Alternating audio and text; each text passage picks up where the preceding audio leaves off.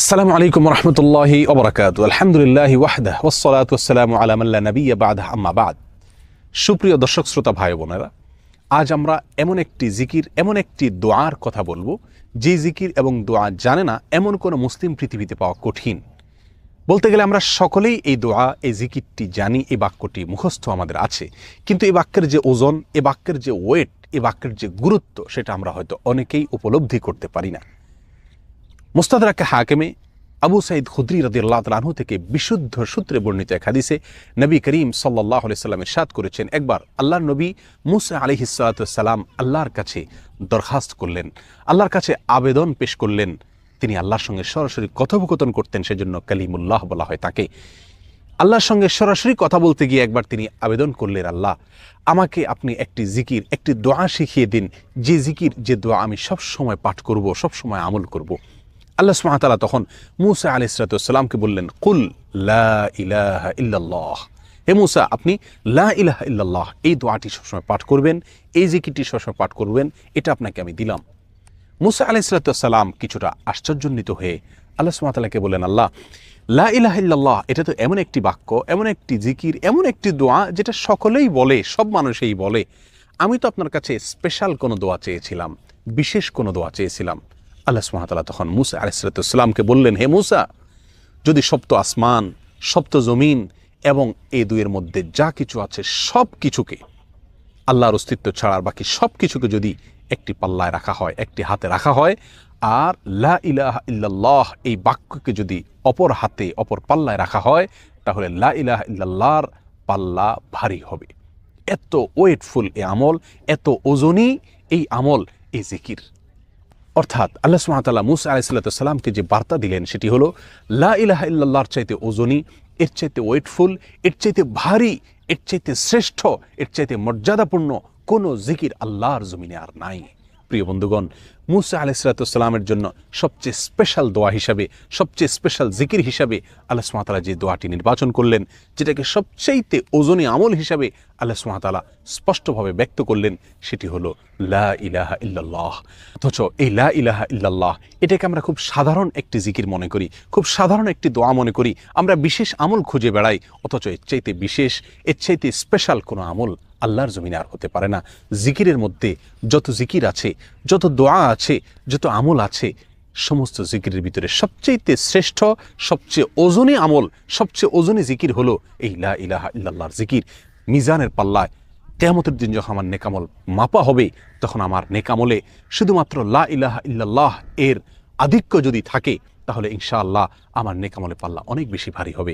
আসুন, চলতে ফিরতে, উঠতে বসতে, অবসরে, কাজের ফাঁকে সব সময় মুখ থেকে, অন্তরের গভীর থেকে লা ইলাহা ইল্লাল্লাহ উচ্চারণ করতে থাকি। অন্তর পরিষ্কার হয়ে যাবে, অন্তরের ময়লা দূর হবে, অন্তরের পেরেশানি দূর হবে, অন্তরে আল্লাহ সুবহানাহু ওয়া তাআলার প্রতি আস্থা বাড়তে থাকবে, ঈমান বাড়তে থাকবে। এবং লা ইলাহা ইল্লাল্লাহ এই জিকির আমরা যত বেশি করব, তত বেশি সৃষ্টি জগতের অন্য সব কিছু আমাদের কাছে তুচ্ছ মনে হতে থাকবে। সব কিছুর হারানোর কষ্ট আমরা ভুলতে থাকব। আল্লাহ সুবহানাহু ওয়া তাআলার কাছে আমরা খুব বেশি নৈকট্য অর্জন করতে পারবো। আসুন বলতে থাকি বেশি থেকে বেশি, অন্তরস্থল থেকে ঈমানের সঙ্গে লা ইলাহা ইল্লাল্লাহ। রমাদানুল কারীমের শেষ দশকের প্রতিটি রাত একটুও না ঘুমিয়ে সারা রাত জেগে থাকা এবং জেগে ইবাদতবন্দি করা, এটা নবী আলাইহিস সালামের গুরুত্বপূর্ণ একটি সুন্নাহ।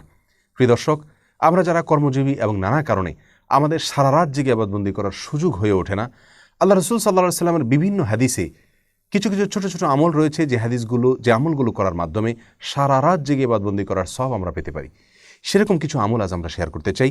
তোমাদের প্রথম আমলটি হলো এশা এবং ফজরের সালাত জামাতের সাথে আদায় করা। এ বিষয়ে সহিহ মুসলিমের এক হাদিসে বর্ণিত হয়েছে, রাসূল আকরাম সাল্লাল্লাহু আলাইহি ওয়াসাল্লাম ইরশাদ করেছেন, মান সাল্লাল আশা ফি জামাআতিন কানা কা কিয়ামি নিসফি লাইলা, যে ব্যক্তি এশার নামাজ জামাতের সাথে আদায় করবে, আল্লাহ সুবহানাহু ওয়া তাআলা তাকে অর্ধ রাত জেগে ইবাদতবন্দি করা, দাঁড়িয়ে ইবাদতবন্দি করার সমান সওয়াব দান করবেন। ওমান সাল্লাল আশা ওয়াল ফজর মাল জামাআ ও ফি জামাআ কানা কা কিয়ামি লাইলা, আর যে ব্যক্তি এশা এবং ফজর উভয় সালাত জামাতের সাথে আদায় করবে, আল্লাহ সুবহানাহু ওয়া তাআলা তাকে সারা রাত জেগে ইবাদত করার, দাঁড়িয়ে ইবাদত করার সওয়াব দান করবেন। দ্বিতীয় আমল হলো ইমামের সঙ্গে এশার সালাত এবং তারাবির সালাত সম্পূর্ণ শেষ মুহূর্ত পর্যন্ত থেকে আদায় করা। এ বিষয়ে তিরমিজি এবং আবু দাউদে বর্ণিত হাদিসে রাসূল আকরাম সাল্লাল্লাহু আলাইহি ওয়াসাল্লাম ইরশাদ করেছেন, ইন্নার রাজুলা ইযা সাল্লা মা'আল ইমামি হাত্তা ইয়ানসারিফা হুসিবা লাহু কিয়ামুল লাইলা, যে ব্যক্তি ইমামের সঙ্গে রাতে সালাত আদায় করে, এশা পড়ে, তারাবি পড়ে, এবং ইমাম চলে যাওয়া পর্যন্ত তিনি অপেক্ষা করেন, অর্থাৎ শেষ পর্যন্ত থাকেন সালাত ইমামের সঙ্গে, এ ব্যক্তিকে আল্লাহ সুবহানাহু ওয়া তাআলা রাতে দাঁড়িয়ে সারা রাত জেগে দাঁড়িয়ে ইবাদত করার সমান সওয়াব দান করেন। তৃতীয়ত হলো রাতের যে কোনো সময় 100 আয়াত তেলাওয়াত করা। এ বিষয়ে সহিহুল জামে একটি হাদিস বর্ণিত হয়েছে, যে হাদিসে নবী সাল্লাল্লাহু আলাইহি ওয়াসাল্লাম ইরশাদ করেছেন, যে ব্যক্তি রাতে 100টি আয়াত তেলাওয়াত করে আল্লাহ সুবহানাহু ওয়া তাআলা তাকে সারা রাতের ইবাদতের সমান সওয়াব দান করেন, যে কোনো জায়গা থেকে 100 আয়াত তেলাওয়াত করলে রাতের ভিতরে। 4 নম্বর আমল হলো, যে ব্যক্তি বিছানায় এলেন এ উদ্দেশ্যে যে তিনি উঠে ইবাদতবন্দি করবেন, কিন্তু তার ঘুম তারপরে প্রাবল্য বিস্তার করার ফলে তিনি আর জেগে ইবাদতবন্দি করার সুযোগ পান নাই, ঘুম এসে গেছে এবং সেটা প্রবল হয়ে গেছে, এই ব্যক্তি যে প্রতিজ্ঞা করেছেন, তিনি যে দৃঢ় ইচ্ছা পোষণ করেছেন উঠে সালাত আদায় করবেন, শুধুমাত্র এই তার সদিচ্ছা এবং দৃঢ় প্রতিজ্ঞার কারণে আল্লাহ সুবহানাহু ওয়া তাআলা তাকেও সারা রাত জেগে যেভাবে তিনি নিয়ত করেছিলেন জেগে ইবাদত করবেন, সেভাবে আল্লাহ সুবহানাহু ওয়া তাআলা ইবাদতের সওয়াব তাকে দান করবেন। আর তার যে ঘুম এসেছে এটি আল্লাহ সুবহানাহু ওয়া তাআলার পক্ষ থেকে তার জন্য সাদাকা বা উপহার ছিল। প্রিয় দর্শক, এছাড়াও রাসূল আকরাম সাল্লাল্লাহু আলাইহি ওয়াসাল্লাম বিভিন্ন হাদিস থেকে রাতে সিয়াম এবং দিনে কিয়াম, অর্থাৎ রাতে রোজা এবং দিনে দাঁড়িয়ে ইবাদতবন্দি করা সব এনে দেয় কিছু কিছু আমল। তার মধ্যে থেকে একটি হলো উত্তম আচরণ, উত্তম ব্যবহার, সুন্দর আখলাক। আরেকটি হলো ইয়াতিম এবং বিধবা, এই সমস্ত লোকদের জন্য যারা কষ্ট করে পরিশ্রম করে, তাদের কল্যাণে যারা কাজ করে। তৃতীয়ত হলো জুমার দিনের যত আদব আছে, যত সুন্নাহ আছে, সেগুলোকে যারা ফলো করেন এবং মেনে চলেন।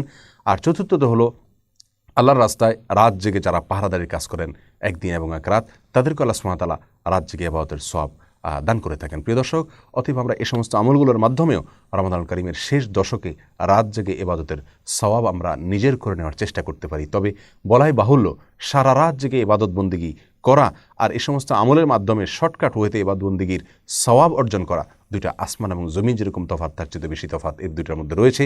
অতএব আমরা চেষ্টা করব রমাদানের শেষ দশকের প্রতিটি রাত জেগে ইবাদতবন্দি করার। যদি সেই সুযোগ না হয় তাহলে অন্তত চেষ্টা থাকবে এই সমস্ত আমলগুলোর মাধ্যমেও আমি সারা রাত জেগে ইবাদতের সওয়াব যেন নিজের করে নিতে পারি। লাইলাতুল কদর যেন আমার মিস না হয়, লাইলাতুল কদরের ইবাদতের সওয়াব যেন আমি পেতে পারি। আল্লাহ সুবহানাহু ওয়া তাআলা দেখবেন আমার প্রচেষ্টা, আমার ইচ্ছা, আমার সাধনা, আমার আন্তরিকতা। আল্লাহ সুবহানাহু ওয়া তাআলা আমাদের সকলকে রমাদানের শেষ দশকের প্রতিটি রাত সারা রাত জেগে ইবাদত করার তৌফিক দান করুন। সেটা যদি আমরা করতে নাও পারি, অন্তত দুধের স্বাদ ঘোলে মেটাবার যে চেষ্টা, সেটাও যেন আমাদের মধ্যে থাকে, আন্তরিকতা যেন প্রকাশ হয়। আল্লাহ তাআলা আমাদের সকলকে তৌফিক দান করুন। আশিকুর রহমান রাসেল, আপনি জানতে চাচ্ছেন রমজানের আমলগুলো রমজানের বাইরে কিভাবে সহজে চালিয়ে যেতে পারি। রমজানের আমলগুলো যদি আমরা রমাদানের যে সিয়ামের যে মর্ম আছে সেটাকে উপলব্ধি করে আমরা করতে পারি, তাহলে ইনশাআল্লাহ এটা ধারাবাহিকতা রমজানের পরে ধরে রাখা সম্ভব হবে। বিশেষ করে সিয়াম রেখে সব ধরনের বদভ্যাস, গুনাহ, পাপ, অপরাধ এগুলো থেকে যদি আমরা নিজেকে বাঁচিয়ে রাখার কসরত করতে পারি, অভ্যাস গড়ে তুলতে পারি, ইনশাআল্লাহ তাআলা রমাদানের পরে সে অভ্যাসটা ধরে রাখাটা সহজ হবে। শুধু রোজা রাখলেই হবে না এবং করণীয় ইবাদতগুলো শুধু করলেই হবে না, বরং হারাম এবং পাপের কাছ থেকে বেঁচে থাকার জন্য স্ট্রাগল করতে হবে, যুদ্ধ করতে হবে, সংগ্রাম করতে হবে নিজের বিরুদ্ধে। এটা যদি গোটা রমজান জুড়ে আমরা করি তাহলে ইনশাআল্লাহ রমজানের পরে সেটি ধরে রাখা আমাদের জন্য সহজ হবে।